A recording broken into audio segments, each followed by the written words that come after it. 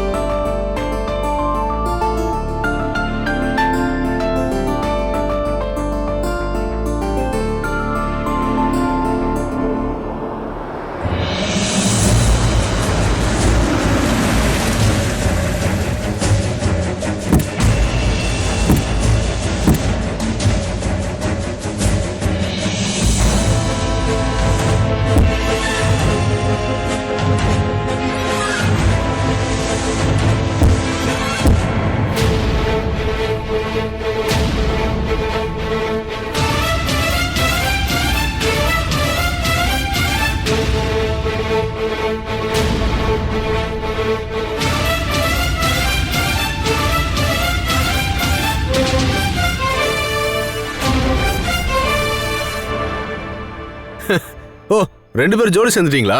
அதுவும் நல்லதுதான். ஓ, அதனாலதான் அன்னைக்கு இவளுக்காக என் கூட சண்டை போட வந்தியா? இனிமேலும் டைமை வேஸ்ட் பண்ணிட்டு இருக்காம சட்டை போட்டுன்னு இவ கழுத்துல தாலியை கட்டிடு. உங்களுக்குள்ள இருக்கிற கனெக்ஷன் ஊர்ல இருக்கிற எல்லாருக்கும் தெரியட்டும்.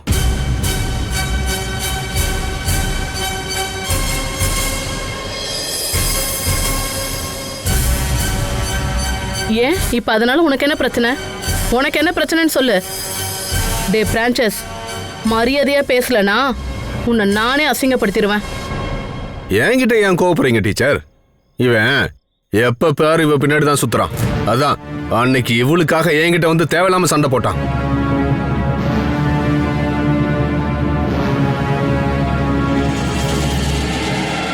இந்த பொண்ணு இவன் மேல உயிராதான் இருக்கான்னு நினைக்கிறேன். அதனாலதானே கைய புடிச்சு நடக்க வைக்கிறா. வாய மூடுறா.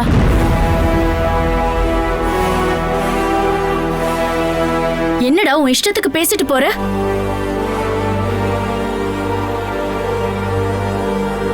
எலும்பில்லாத நாக்குதா என்ன வேணாலும் பண்ணலாம்னு நினைச்சேனா அப்புறம் இங்க இருந்து நடந்து போக மாட்டேன். நான் சொன்னா செய்வேன். ஏன் முன்னாடி குரல வசதி பேசாத. பார்த்தல, ஒருத்தன் நடக்கவே சிரமப்படுறான். அப்புறம் இவன் நிலைமைதான் உனக்கும். சொல்லிட்டேன். அப்படின்னா அதையும் பார்க்கலாம். பாத்தீங்களா, இவ்வளவு சொன்னதும் அவனுக்கு கோபம் வரத. இதத்தான் நான் சொல்லிக்கிட்டு இருக்கேன். இவங்க ரெண்டு பேத்துக்கு நடுவுல ஏதோ ஒரு கனெக்ஷன் இருக்குன்னு. டேய், இதுக்கு மேல நீ ஏதாவது பேசுன அப்புறம் நான் கண்டிப்பா உன்னை அடிப்பேன். கண்டிப்பா அடிப்பேன்டா. மரியாதையா இங்க இருந்து கிளம்புற வழியை பாரு. அதுதான் உனக்கு நல்லது.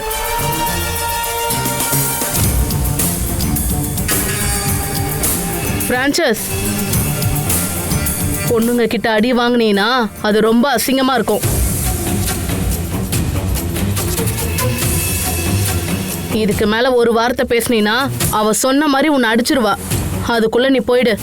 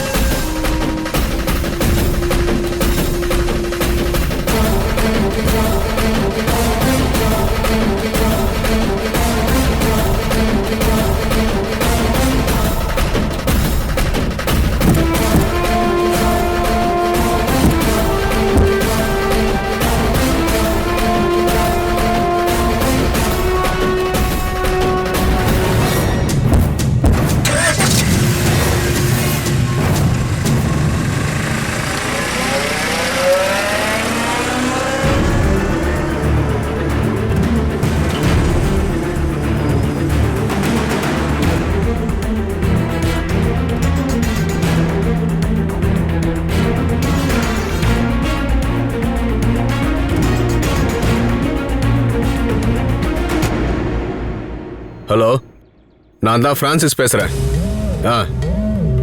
நான் உனக்கு எத்தனை முறை கால் பண்றது? என்ன பத்தி உனக்கு தெரியும்ல?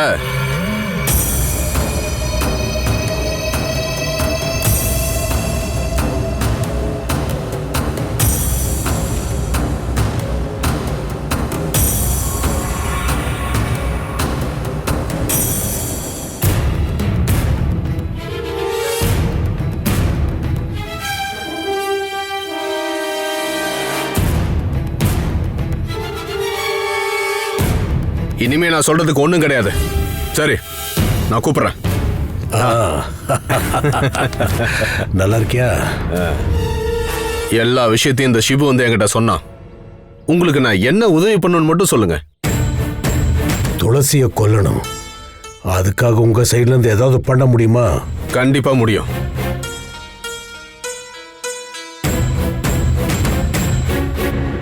ஆனா என்ன காரணத்துக்காக நீங்க துளசியை கொல்ல நினைக்கிறீங்க? அவ ஒருத்தி மட்டும்தான் காரணம். என் பையனை நான் இழந்துட்டு நிக்கிறேன். அதனால அவ உயிரோடு இருக்க கூடாது, சாகணும்.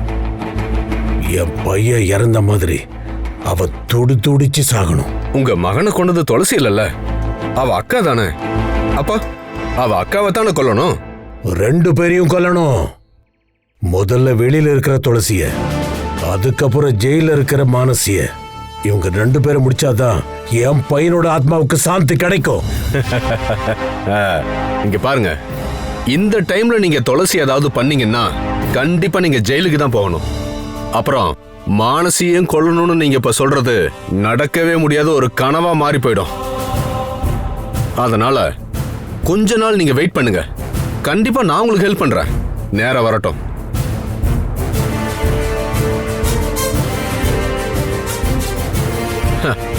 உங்களை மாதிரியே எனக்கு அவன் மேல நிறைய கோவம் இருக்கு. ஆனா கொலை பண்ணுங்கிற அளவுக்கு எனக்கு கோபம் கிடையாது. ஆனா நான் ஆசைப்படுற விஷயங்கள் நடக்காம இருக்கிறதுக்கு அவ தொடர்ந்து துணையா இருந்தா உங்களுக்கு முன்னாடியே நான் அவளை கண்டிப்பா போட்டு தள்ள வேண்டி வரும். அது மட்டும் உறுதி.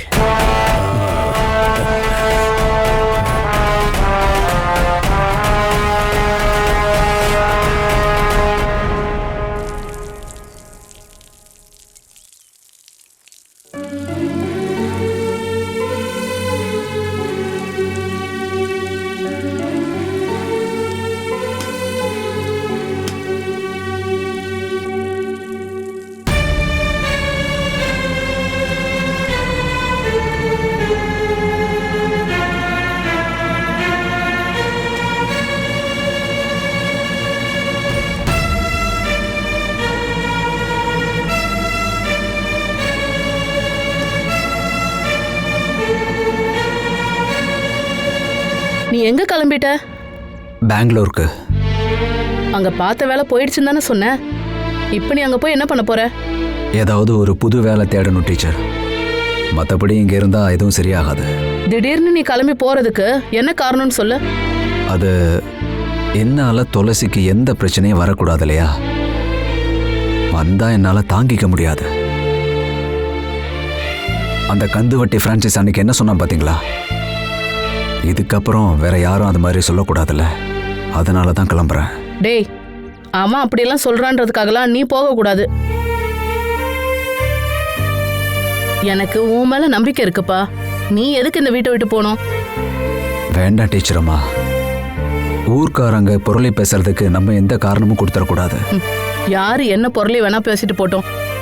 அதுக்காகலாம் நீ போக வேண்டாம். நீ எப்பவுமே இந்த வீட்டுக்கு கெட்ட பேர் வர மாதிரியெல்லாம் நடந்துக்கவே மாட்ட. அதனால உன்னை நான் எங்கேயும் இங்கிருந்து அனுப்ப மாட்டேன்.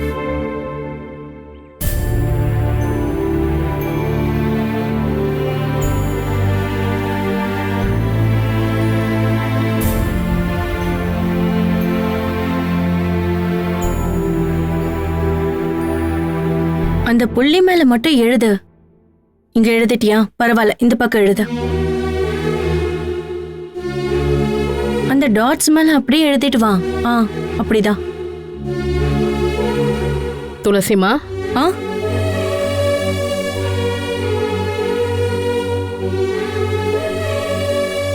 என்ன ஆண்டி?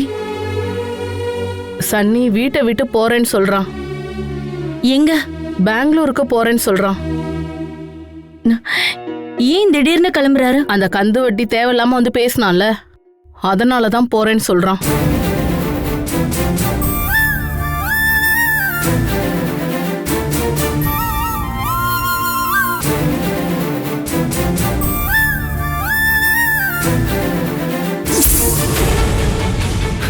ஓ நீங்க 2 பேரும் ஜோடி சேர்ந்துட்டீங்களா? அதுவும் நல்லதுதான். ஓ அதான் அன்னைக்கு இவளுக்காக எங்கூட சண்டை போட வந்தியா நீ? இனியும் டைம் வேஸ்ட் பண்ணிட்டு இருக்காம சட்டு புட்டுன்னு இவ கழுத்துல ஒரு தாலியை கட்டிடு. உங்களுக்குள்ள இருக்கிற கனெக்ஷனை இந்த ஊர்ல இருக்கிற எல்லாரும் தெரிஞ்சுக்கிட்டோம்.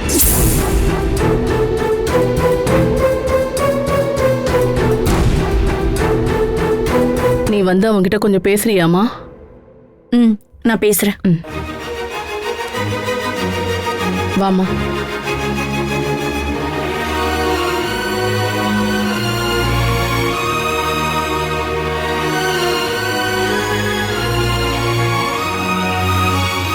சனி,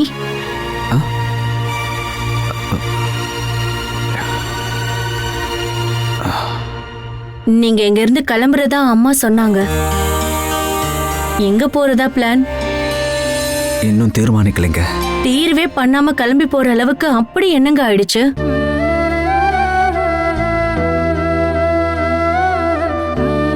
அது நேற்று ராத்திரி அந்த பிரான்சிஸ் பேசினதெல்லாம் நீங்க கேட்டுட்டு தானே இருந்தீங்க. நாளைக்கு அந்த மாதிரி பல பேரும் பேசுவாங்க.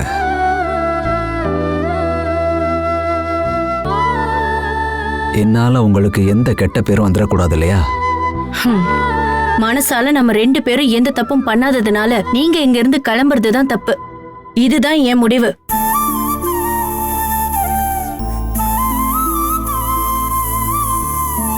தேவையில்லாம யார் யாரோ பேசுறதெல்லாம் கேட்டுட்டு நாம ஏதாவது செஞ்சா அப்புறம் வாழ்க்கை முழுக்க கஷ்டப்பட வேண்டியது நாம தான்.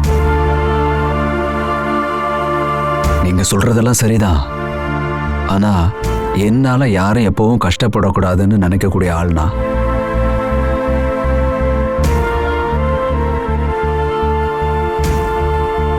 நாளைக்கு அந்த கந்து வெட்டுக்காரன் சொன்ன மாதிரி வேற யாராவது சொன்னாங்களோ என்னால தாங்க முடியாது. அதுலயும் குறிப்பா என் ராயண்ணனோட மனைவியை பத்தி யாராவது ஏதாவது பேசினாங்கன்னா என்னால தாங்க முடியாது. அதனால நான் கிளம்புறேன் துளசி.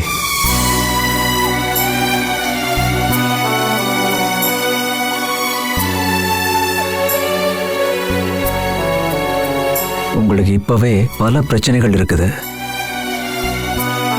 இனி என்னால மேலும் நீங்க காயப்படக்கூடாது.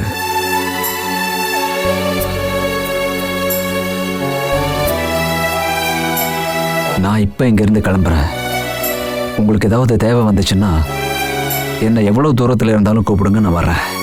காரணம் எனக்கு சொந்தக்காரங்கன்னு உங்களை தவிர வேற யாரும் இல்லை. அதனால உங்களுக்கு ஏதாவது தேவைன்னா நான் வந்து தானே ஆகணும். இவ்வளவு நாள் நீ இருக்கிறன்ற ஒரு தைரியம் இருந்துச்சு. பரவாயில்ல, நீங்க இருந்து போய் தான் ஆகணும்னு சொல்றல. இதுக்கப்புறம் உன்னை நான் தடுக்க மாட்டேன்.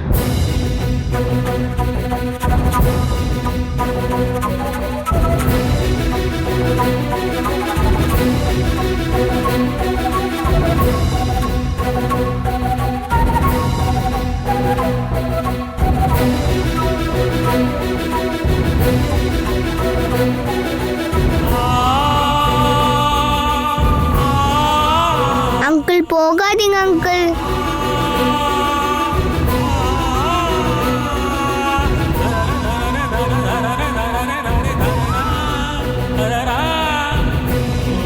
நீங்க போனா நான் உண்மையிலே ரொம்ப அழுவேன் அங்கிள்.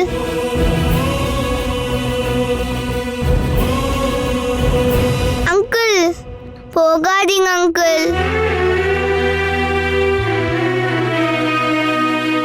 போகாதீங்க அங்கிள். என் மேல உங்களுக்கு கொஞ்சமாவது அன்பு இருந்தா அங்கிள் போகாதீங்க.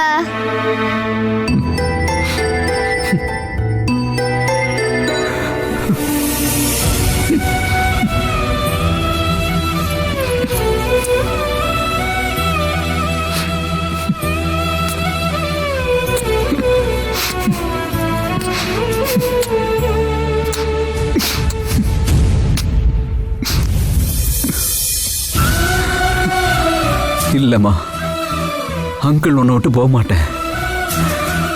உன்னை விட்டு எங்கேயும் போக மாட்டேம்மா.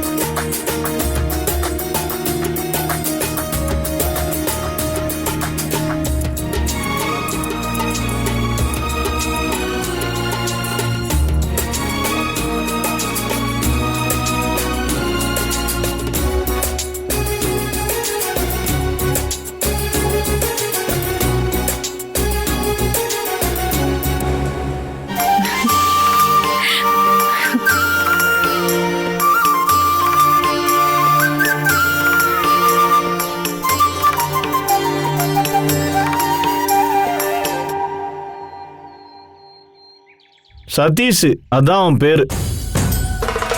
இப்போ துளசிக்கு கார்டியன் அவன்தான்.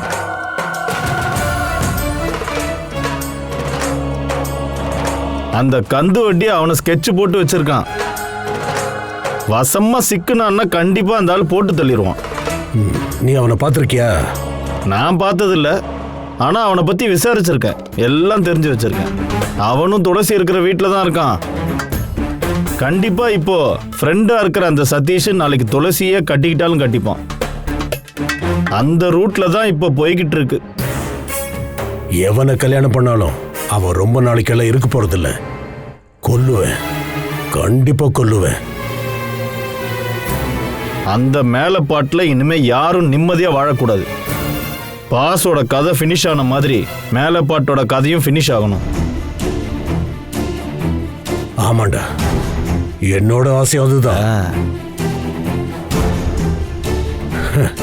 கருணாகர வீட்டை தரமட்டமாக்குற மாதிரி அங்க இருக்கிற ஒவ்வொருத்தரையும் தரமட்டமாக்கணும்டா. இதெல்லாம் ரொம்ப சீக்கிரமாவே நடக்கும் அப்படின்னு தோணுது. அந்த கோமாளி நந்து ஏற்கனவே தரமட்டமாயிட்டான். வீடு பஸ் எல்லாத்தையும் வித்தது மட்டும் இல்லாம வெளியில இருந்து ஏகப்பட்ட பணத்தை வட்டிக்கு வாங்கியிருக்கானாமா. என்ன இருந்தாலும் அவன் மூலமா தான் அந்த வீடு என் கைக்கு வந்தது. அதனால அவன் கடன் பிரச்சனைல மாட்டினது என்ன பொறுத்த வரைக்கும் சந்தோஷமான விஷயம்தான். வீட்டை இடிக்க சொன்ன அந்த டீம் இந்த வாரம் வந்துருவாங்க. என்ன ஒரு 4-5 நாள்ல மொத்தமா இடிச்சு தரமட்டமாக்கிடலான்னு சொல்றாங்க. எதுவா இருந்தாலும் சீக்கிரம் முடிக்க சொல்லி நீ அவங்க கிட்ட சொல்லி வை.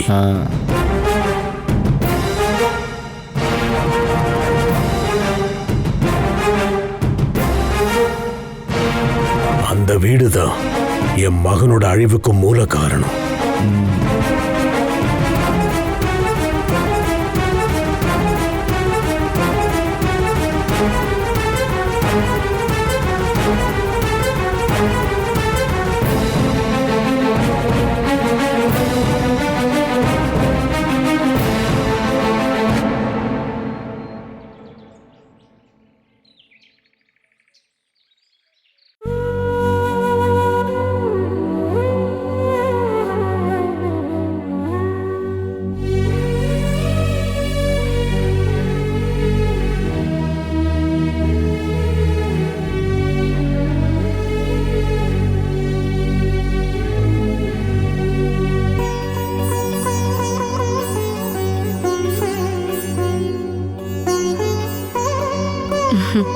நீ பிஸியா இருக்கியாமா? இல்ல இல்ல ஆண்டி, நான் பஸ்ஸோட கணக்கு தான் பார்த்துட்டு இருக்கேன். நீ பஸ் வாங்கணும்னு நினைச்சது நல்ல விஷயமா? அதனால உனக்கு இப்ப வருமானம் வருதுல்ல? இதெல்லாம் நான் டெம்பரரியா தான் ஆண்டி பாக்குறேன். மானசி திரும்பி வரும்போது எல்லாமே நான் அவகிட்ட ஒப்படைக்கணும். எல்லா பஸ்ஸையும் நந்து வித்து நாசம் பண்ணிடுவான்னு தான் பேசாம நானே வாங்கிக்கிட்டேன். முன்னாடி ராயோட அப்பா கிட்டயும் இப்படிதான் 10க்கு மேல பஸ்ஸும் பெரிய ஒர்க் ஷாப்பும் இருந்துச்சு. நடுவுல சின்ன பிரச்சனை வந்துச்சு. அந்த நேரத்துல ராய் எங்க கூட இல்ல. அப்ப அவன் போலீஸ் ட்ரைனிங்ல இருந்தான். பல பேருக்கிட்ட கடன் வாங்கியும் கூட பஸ் சர்வீஸ ஒழுங்கா அவரால் பார்க்கவே முடியல. கடன் அதிகமானதுனால தான் அந்த கந்து வட்டிக்காரன் கிட்ட இருந்து கொஞ்சம் பணம் கடன் வாங்கினாரு. அதுக்கு பதிலா அந்த சொத்தை அவன் பேர்ல எழுதி வச்சிருந்தாரு. அப்புறம் நமக்குன்னு இருந்த அந்த ஒர்க் ஷாப்பை வித்து தான் அவனுக்கு கொடுக்க வேண்டிய கடனை கொடுத்தாரு. ஆனா இப்பவும் அவன் பணம் கொடுத்தாகணும்னு பொய் சொல்றான் பாரு. அதை கேட்கும் போதுதான் எனக்கு ரொம்ப சங்கடமா இருக்கு. அந்த ஆளு சொத்தை அபகரிக்கிறதுக்காக அந்த மாதிரி பொய் சொல்றாரு. அது அந்த ஆளு பேசுறதுல இருந்தே நமக்கு தெரியுதுல்ல. நந்துவை பத்தி ஏதாவது தகவல் வந்ததாமா? அவன் இப்ப எங்க இருக்கானா? தாராவோட வீட்டுல தான் இருக்கான். அவனாலதான் இப்ப வேற எங்கேயும் போக முடியாதே. உண்மையிலே ரொம்ப கஷ்டமா இருக்குமா? மானசி எல்லாம் சொத்தி அவன் பேர்ல எழுதிட்டால. எல்லாத்தையும் வித்து நாசம் பண்ணிட்டானே. எல்லாத்துக்கும் காரணம் அந்த தாரா தான் ஆண்டி. அவ சொல் பேச்ச கேட்டு அவன் தேவையில்லாததெல்லாம் செஞ்சுதான் இன்னைக்கு நாசமா போயிட்டான். ம், கடைசியில அவளால எங்க வீடே எங்க கை விட்டு போயிடுச்சு. அப்பா ஊருக்கு வரும்போது அந்த வீட்டை பார்க்க முடியுமான்னு கூட எனக்கு தெரியல. அந்த காராளி சிவராஜன் அந்த வீட்டையே இடிக்க போறாராம். மானசி ரொம்ப வருத்தப்படுவாள. நந்து இப்படி பண்ணுவான்னு தெரிஞ்சிருந்தா மானசி கண்டிப்பா அந்த வீட்டை நந்து பேர்ல எழுதி கொடுத்துருக்கவே மாட்டா. எல்லாம் கைவிட்டு போயிடுச்சு. இனிமே பேசி என்ன பிரயோஜனம்? மானசி சீக்கிரமா ஜெயில விட்டு வந்துருவாளாமா? எனக்கு தெரிஞ்ச அவ அடுத்த மாசம் வெளியே வந்துருவா. தேவா அதுக்காக முயற்சி பண்ணிட்டு இருக்காரு. அந்த காராளி சந்திரன் கேடு கட்டவனால எத்தனை பேர் வாழ்க்கை வீணாயிடுச்சுல.